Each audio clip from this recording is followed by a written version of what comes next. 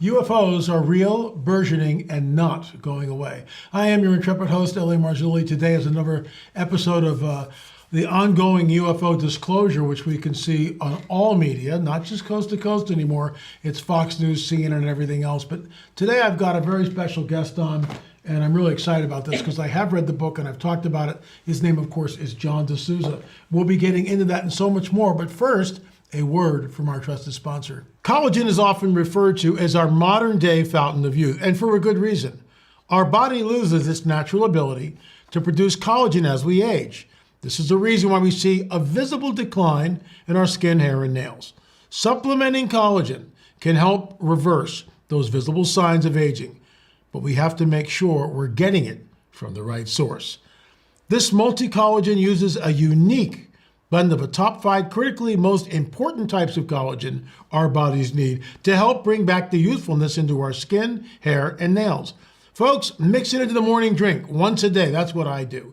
And watch as your body re-energizes and rejuvenates itself from the inside out, thanks to this powerful blend of collagen. If you've ever wondered how celebrities keep their skin, hair, and nails glowing, now you know. Folks, order it today to get a bundle of benefits like VIP health and fitness coaching for life and a new downloadable report called The 14 Foods for Amazing Skin, completely free. Folks, please be sure to go to healthwithla.com. That's healthwithla.com, or click the link below for more information. So as I said, we talked about this book a couple of weeks ago, and I just want to read this again because this is the very first page of the book. And when I read this, I just went, wow, this guy gets it. Now, I obviously had never met John DeSouza, but he's on our Zoom here, so that's really cool. And we'll be getting into that with some questions. But this is what he wrote. Once the black swans arrive, once we awaken to numerous mile-long shadows cast by these ancient ships hanging over our major cities, soundless, motionless, maddening, it will be too late. And you know what, folks? He's right. John DeSouza, welcome to our weekly UFO update. Thank you for coming on, sir. Thank you, LA. It's great to be here with you. I am so enthused to be with you and your audience, who are a very special group of people that I was really looking forward to speaking to as well. Thanks so much. Well, thank you for coming on. I think the question that's been coming across my desk, who's this John DeSouza guy? And apparently he worked for the FBI. Is this like a modern day Fox Mulder? Can we trust him? Is he a plant? Is he giving us disinformation? And no one knows. So I'll let you set the record straight, please. Sure. I am John DeSouza, Special Agent FBI, retired. And I am the person, I was a person who some of my cases were used way back in the 90s, early 90s, to start a new show. At that time, it was called The X-Files. And it was some of my stories were used in the first season. Some of my cases, I should say, were used in the first season. And my bosses at the FBI were very unhappy about this. They actually called in Chris Carter and myself to get to the bottom of how he got these case information things that he had, and we both had to respond to that. And he was finally able to explain to them, to their satisfaction, where he got the information. And Chris Carter at the time said he believed they were going to shut him down, shut his show down, basically. Somehow, I don't know. But they're very good at threatening people. That's kind of like what they do. So ultimately, though, I was able to prove that I did not give any information for my cases, and he was able to get them to agree that they would not bother him anymore. But after the first season, they used other stories for that show. So that was where I started. I started in the FBI.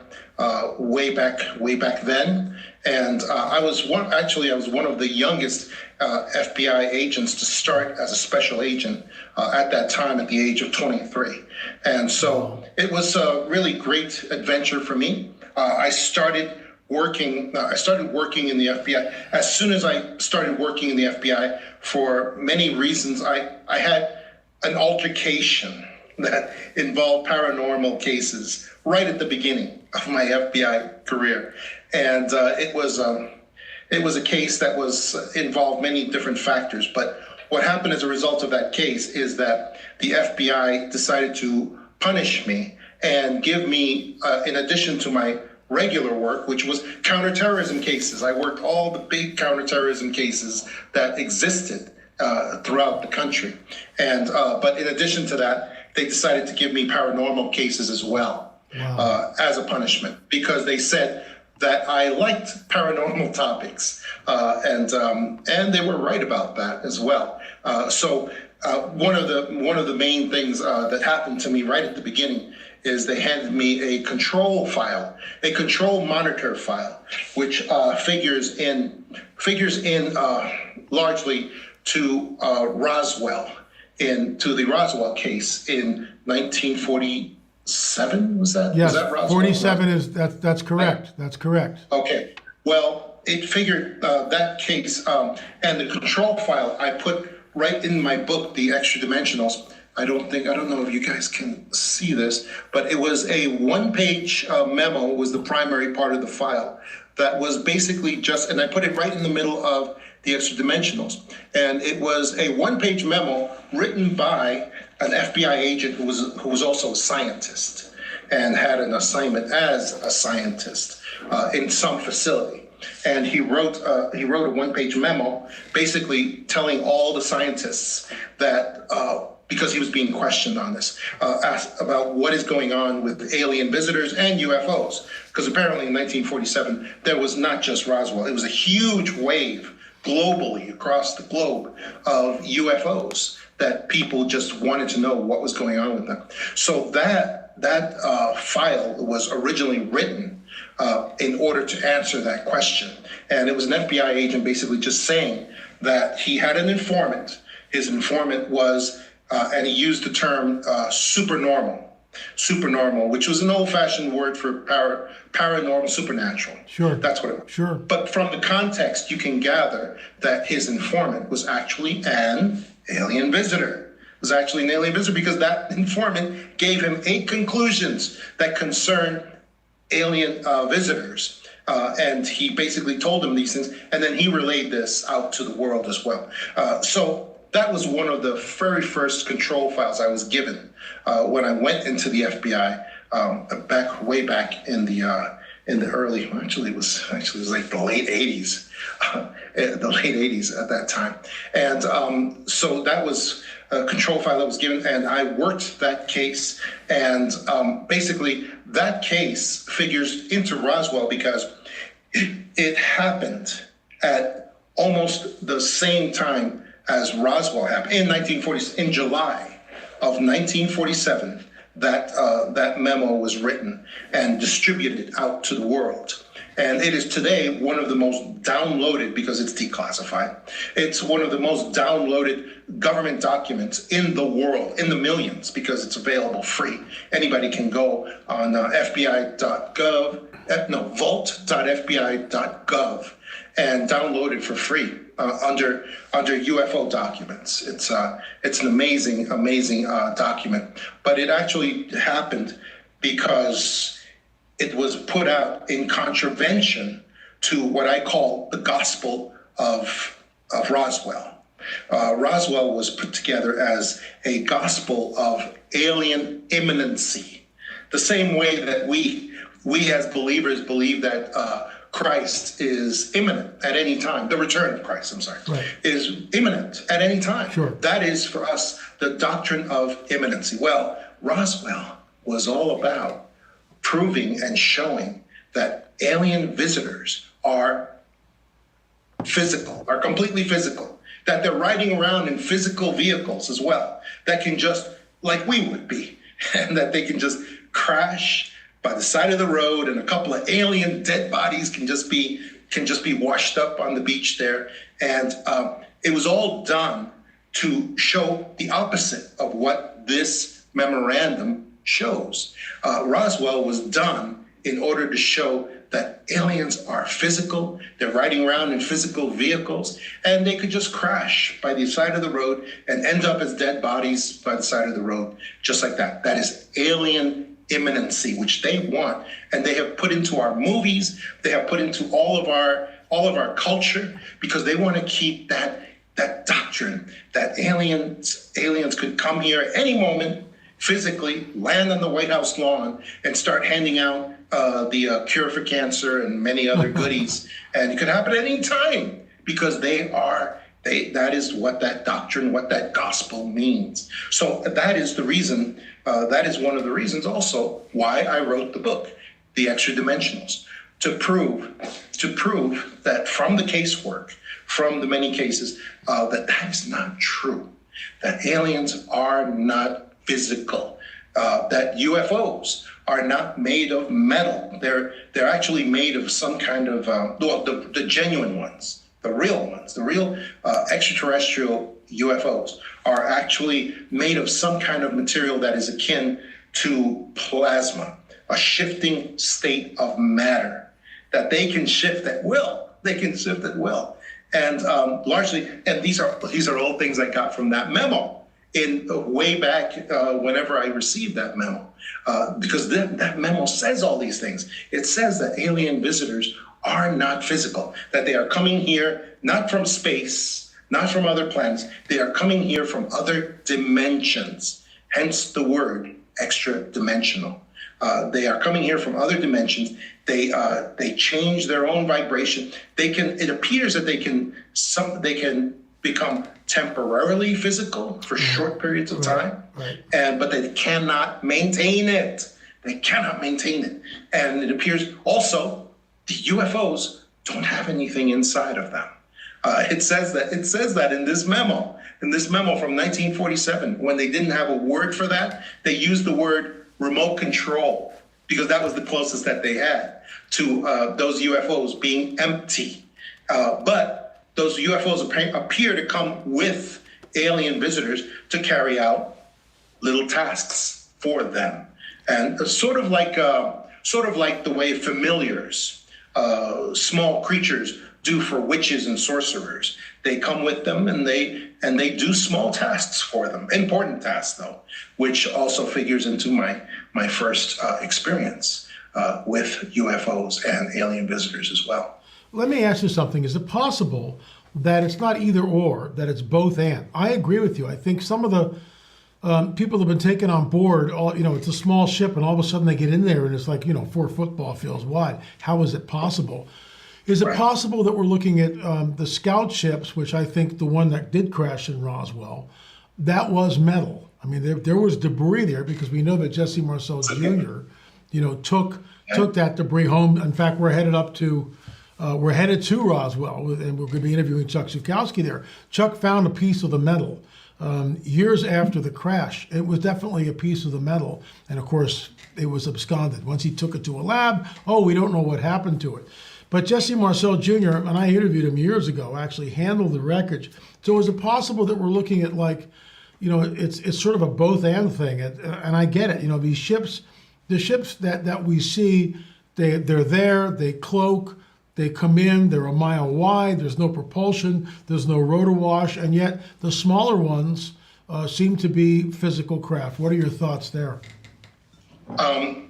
Myself, from the cases that I've seen and I've studied so much over the years, I believe that, for instance, the Roswell craft was a physical. Of course, it was a physical creation of some kind, and there's many other physical what we call UAPs today. Sure. And those have nothing to do with aliens or alien visitors. Those are physical, man-made ships.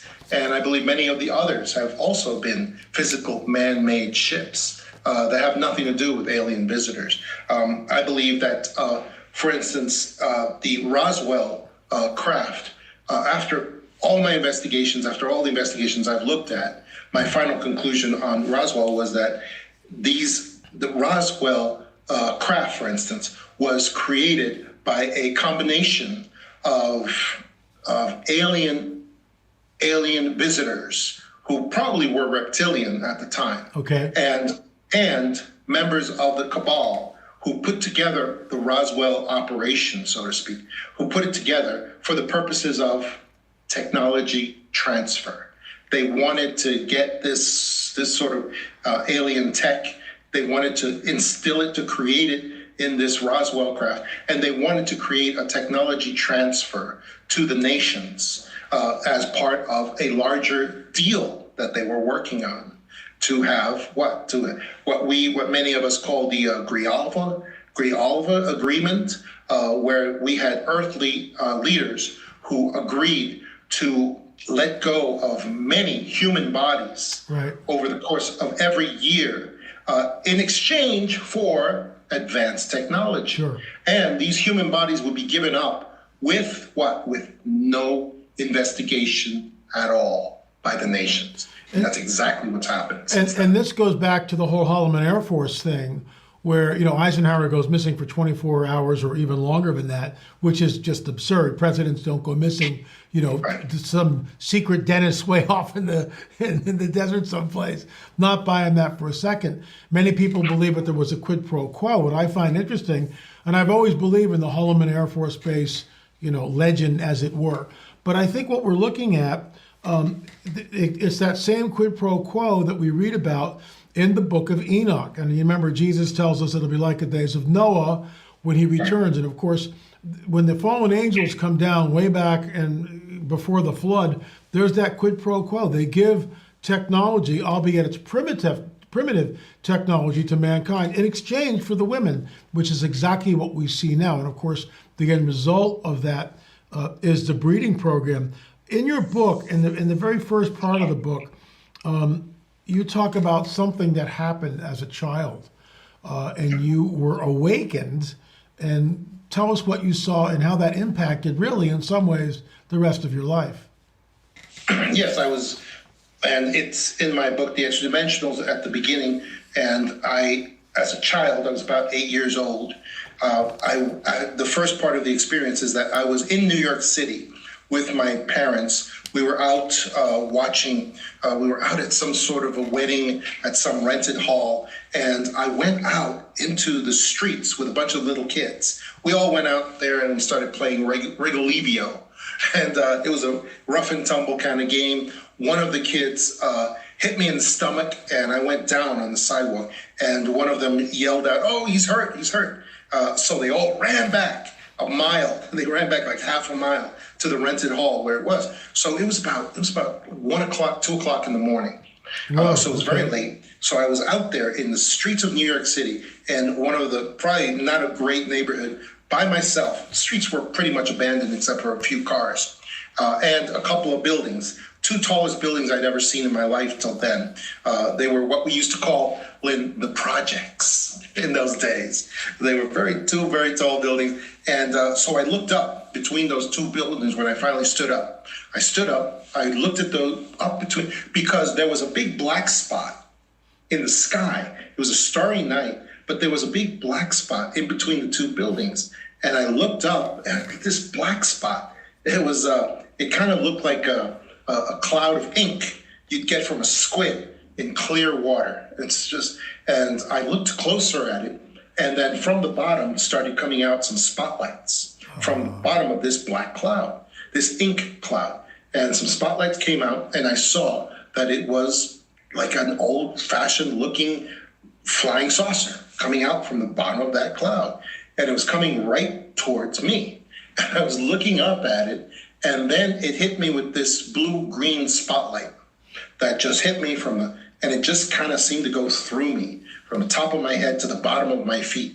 And I was frozen in that spotlight. And these are things that in subsequent years I heard from many other witnesses. Yes, I have too. Sure. Similar patterns. But as I stood there frozen in that side, on my left came up these two teenage black girls who just kind of popped up out of nowhere. And they just kind of were looking up at this thing with their eyes wide, and they kind of screamed at me. And they said the words, "Little boy, you better run home. It looks like the world might be ending." Wow. And as soon as they said that, it kind of woke me out of a stupor. I took a step back out of the spotlight, And as soon as I did that, the vehicle started going back up. It started going back up. It reversed course, and it went back up into the ink cloud, and it was gone. And then the ink cloud itself also disappeared and was gone. I looked on my left, and those girls were gone. I mean, they either ran faster than anybody I've ever seen in my life, or I don't know other than that, because they were gone. So I just turned around and I ran back to the rented hall that was about half mile away. And I just went and told my parents about what happened. They kind of poo-pooed me as best they could. And then whatever that UFO found out about me, it appeared to like it, because it took, I believe now that it took that information back somewhere. And about a week later, my home was invaded by four of these. It was about 3 a.m, pretty much, because I was a clock watcher at that time, and I looked at the clock. It was 3 a.m, and I had what I assumed to be four young little children came stepping into my room, and I just assumed, I didn't know where they were from, but I was frozen basically on the bed. I was frozen like a freaking plank, like a plank. Yep. And then two of the children went into my parents' bedroom, which was right off of my bedroom. And there was an open door, and you could just go right into my parents' bedroom. And two of them went in there, and two of them stayed with me. The two that stayed with me started lifting me up. And I was like a half-filled helium balloon at that point, because they very easily moved me around. And I just saw the ceiling coming closer and closer. I could not move. I could not move at all, because I really wanted to turn around and see if I was a dead body on the bed. That's what I really wanted to see. I really didn't care about the children at this point. And but then as they lifted me closer to the ceiling came closer, and then they were climbing on these two figures were climbing on nothing, basically. And they were lifting me, and then they started passing through the ceiling, and they were pushing me through, and my forehead stopped on the ceiling, just wouldn't go through. And that really seemed to confuse them. Yeah, it would, yeah. They were very confused. They were like engineers that just hit a spot that they couldn't get past, that didn't make any sense. Right. So they lowered me, and then they examined the spot on the ceiling that was stopping me.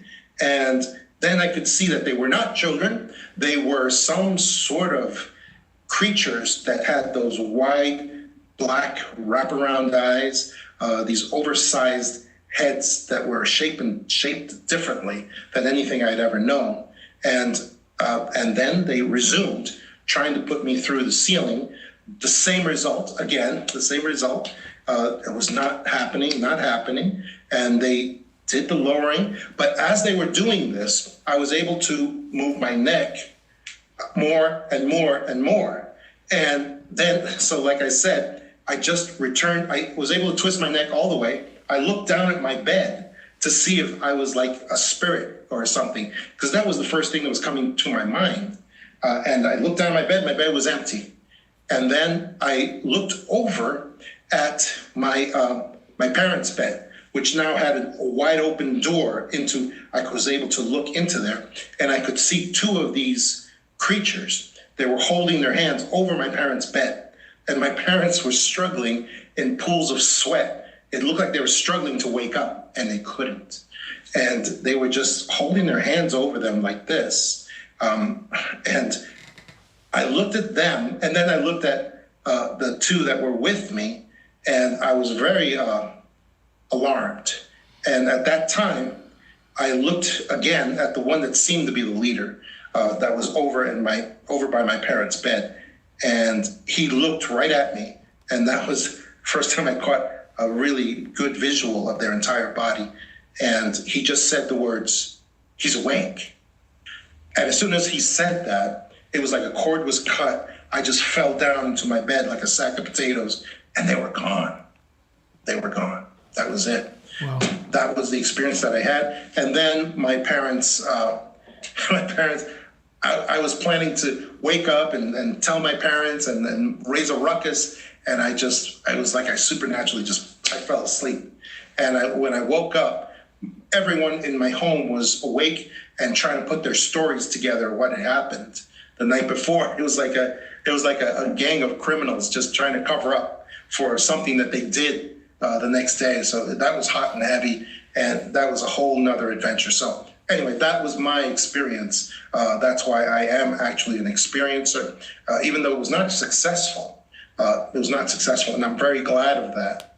I'm very glad of that because many years later, and having spoken to many witnesses in these types of situations, some of them, like one experience that you sent me, seemed quite identical to my experience. And one of the things that I know from these experiences is, well, I'll let you ask the question because I think it's probably better for you to ask why did I think that this experience was stopped, basically, in my own case. I mean, that's certainly a very important question because I've heard this so many times, just like you, from abductees where they're taken through the wall, through the window's closed, up to the ceiling. So some things stop them, and then of course, when the leader goes, he's awake. When you got that came telepathically, yes or no?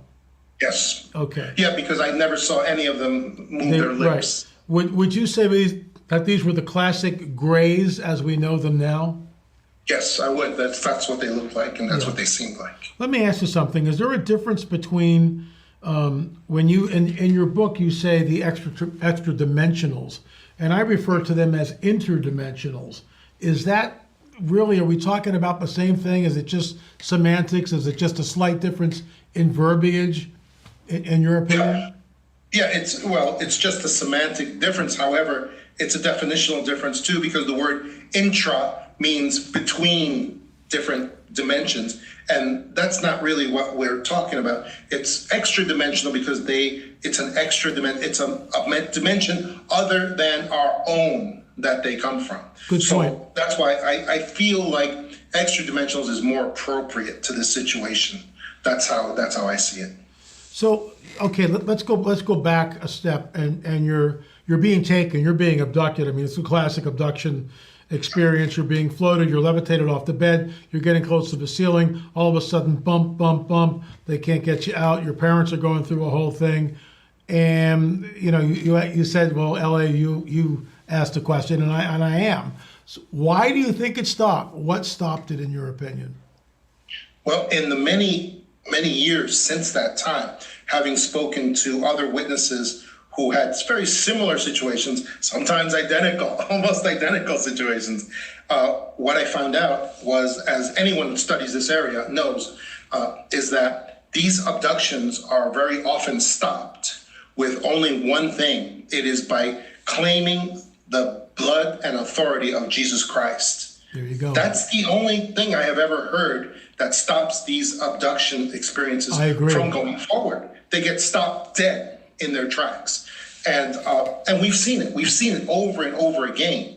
So what I finally figured out, and this took me years to figure out, what I finally figured out was that because I actually became saved, I became born again in Jesus Christ many years later. But what I figured out was that time means nothing to Jesus. Time means nothing to God. My abduction was stopped by the fact of my belongingship, my discipleship, my belonging to Jesus Christ. Even though it didn't happen until many years later, but time means nothing to Jesus. He already knew. He already knows what belongs to him and what doesn't. So it had to be the power and authority of Jesus, even though I didn't claim it at the time, because I was just a little kid. But it doesn't matter. It doesn't matter. That's the only thing that could have stopped that. And abduction. and I realize, I mean, so a lot of people that's time travel. Well, that's he sees the beginning from the end and the end from the beginning. Exactly. So I mean, that makes a lot of sense to me.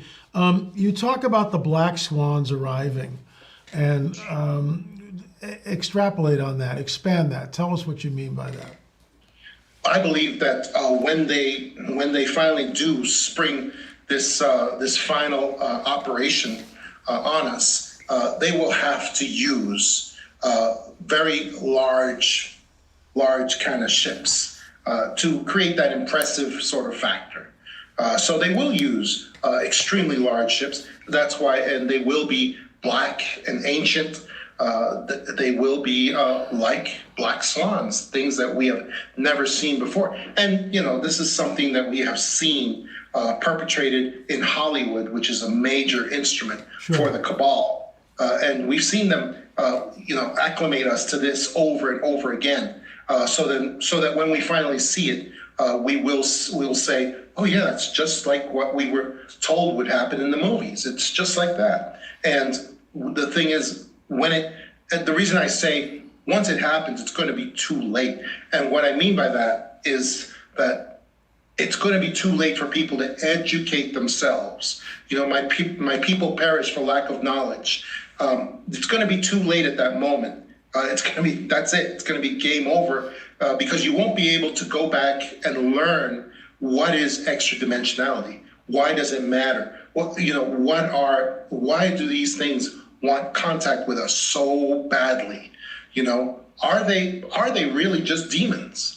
I believe it's the answer is a little more complicated than that, but it's very similar. It's very similar.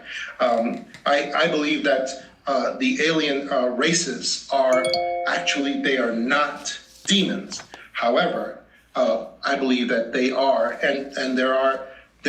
I believe that there are both good aliens and bad aliens as well, and that the bad aliens are actually created by demons, and there are even good aliens that are actually created possibly by angels. That has been my final investigative conclusion on those things. And also, I never want to say to people, well, not the people that I speak to, that, okay, these things are just demons, because it's like slapping a religious label on a cosmic truth.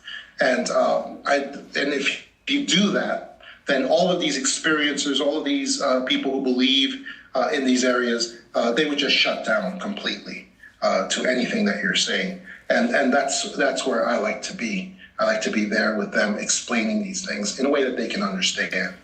And respectfully, I would disagree with you on this. I call it the coming great deception, and that's okay. It's okay if we disagree. I mean, that's what conversation's about. I look at them, and demons in my wheelhouse are the disembodied spirits of the Nephilim.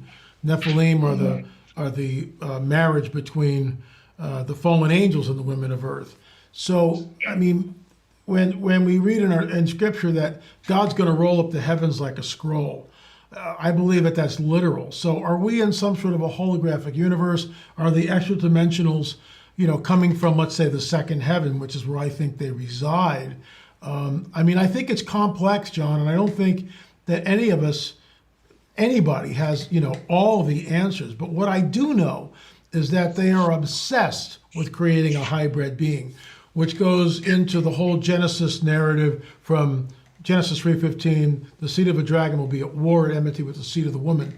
And then you go to Daniel chapter 2, their seed will mingle with the seed of men, but they will not cleave to them. So there is a breeding program. We've had too many reports, Dr. David Jacobs, hybrids walking amongst us. So we know that they're here.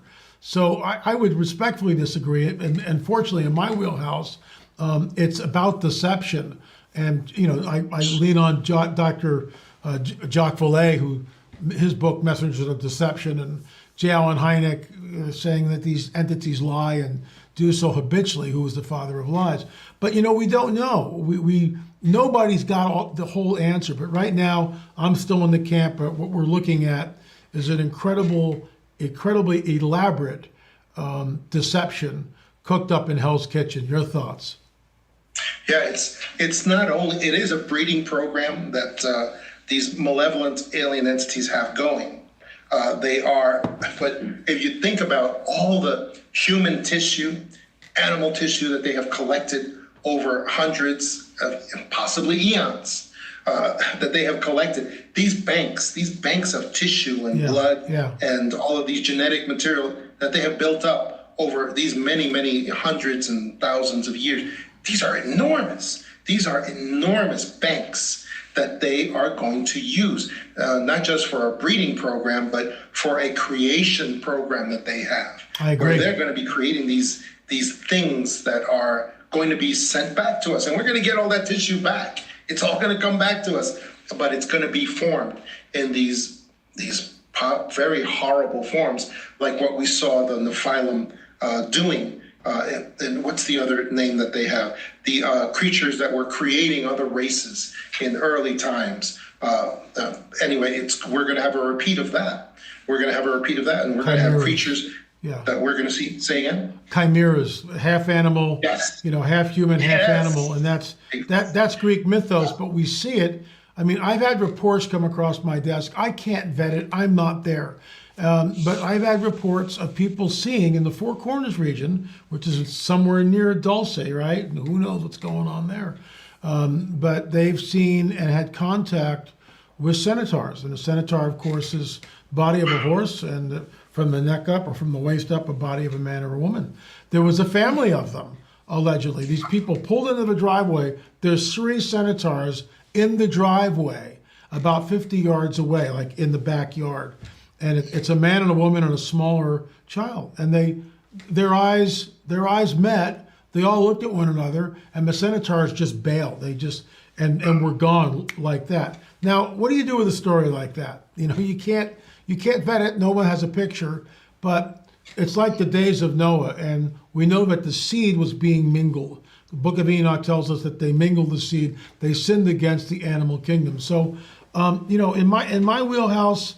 The abduction phenomena, the kidnapping of people, everything, and then of course the kicker is people, and in our film, the abduction phenomena, they escape it. They break the contact by calling out to Jesus. And I realize that sounds religious, but we're not talking religion. We're talking a power that was greater than theirs. John, I'm going to give you the last word, and thanks so much for coming on the record. I don't want to give away the farm here. So, folks, I'll do the pitch before I let John close this out. It's a great book. You need to get it. You really do. It's a great book. It's well-researched. You might not agree with everything. That's okay. But you want this in your library because he's got information that I believe is key to what the phenomenon is about. John, I'll give you the last word. I want people to... Please go see my latest movie that we put out with Dr. Greer, Dr. Greer as well, called UFO Endgame. Endgame to Disclosure. Well, UFO Endgame. And that just came out recently. I'm hoping that people will see that. And the entire documentary, the entire movie is about UFO deception. Whether the UFOs are real or man-made, either way, there's deception. There's a grand deception that is coming with these UFOs, probably both the real ones that are actually extra-dimensional, extraterrestrial, and also with the ones that are the UAPs that are man-made, created by the industrial military complex. And we have out there. And so I was able to find a good area of agreement with Dr. Greer, where, there's other things he does that I do not agree with. But on this, we are of one mind. And it's very important for people to look into this and to see that. So, yeah, I do want them to see the movie UFO Endgame. And it's because it's coming up. It's coming up fast, people. Oh, I agree. Give us your website, John, so people can go there and get the book. Yes, my website is johntamabooks.com. And it's just the way it sounds. But I'm told by Google that most people just find me by just Googling John DeSouza. And it's pretty easy. It's pretty easy to do. And it's there, and it's important. It's important for people to know what is really going on And that's why I'm going to be working on this for quite a while. Also because a lot of the predictions that I give in the extra dimensionals in the last 20 pages are coming true right now. They're coming true right now. And that's one of the reasons why it's very important for people to see this stuff and find out what's really going on with this. Wow. John, thanks so much for coming on the record, folks. That's all the time we have for fantastic romp here. You can get the book. You can just Google John's name. We'll have it right here on the bottom of your screen. I highly recommend it. It's again, I don't agree with everything in the book, but that's okay. That's why we're all researching and looking and trying to warn of the coming Great Deception. I will be in June 9th. I will be in Missouri. Looking forward to that. That's going to be a great conference. Hope to see you there. You can go and sign up for it. And I hope you do sign up for it. We also, of course, have our crop circle video, which is now available, lamarzulli.net. lamarzulli.net. You can check that out. Thanks so much for watching. Don't forget to hit the subscribe button, and we will see you tomorrow with another Questions with LA. Thanks for watching.